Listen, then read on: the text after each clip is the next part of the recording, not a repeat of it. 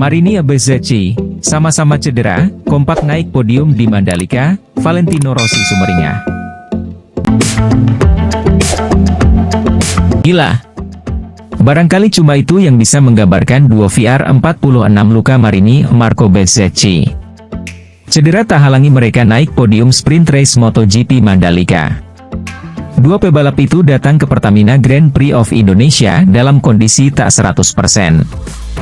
Luca Marini masih dalam pemulihan operasi tulang selangka yang dilakukan akhir September lalu, sementara Marco Bezzecchi malah baru operasi cedera yang sama pada Minggu, 8 Oktober 2023, kemarin. Keduanya tetap kencang kala menjalani sprint race di sirkuit internasional Pertamina Mandalika. Marini, yang finish sebagai runner-up, malah sudah unjuk gigi di kualifikasi saat merebut pole sementara Bezzecchi start dari posisi 9. Pebalap Ducati asal Spanyol, Jorge Martin finish pertama di sprint race MotoGP Mandalika 2023, Sabtu 14 Oktober.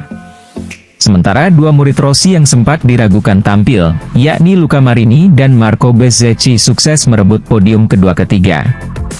Ketika lampu start menyala, Vinales langsung tancap gas dan menyodok ke urutan pertama. Dia sempat terlibat pertarungan sengit melawan Marini hingga putaran pertama berakhir. Ketika memasuki lap kedua, Marc Marquez justru mengalami crash dan tak mampu melanjutkan balapan.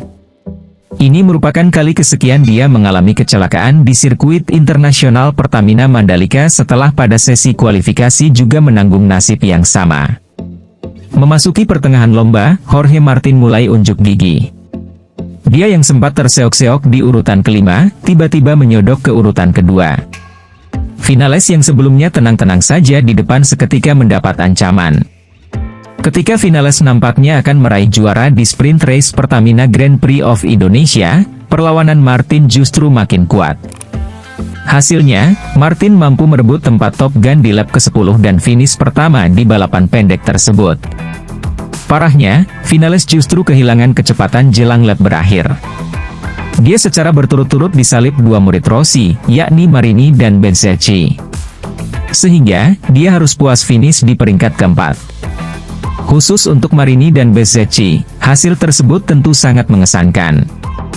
Bahkan, hasil ini bisa membuat Rossi senyum sumringah saat menyaksikannya di rumah.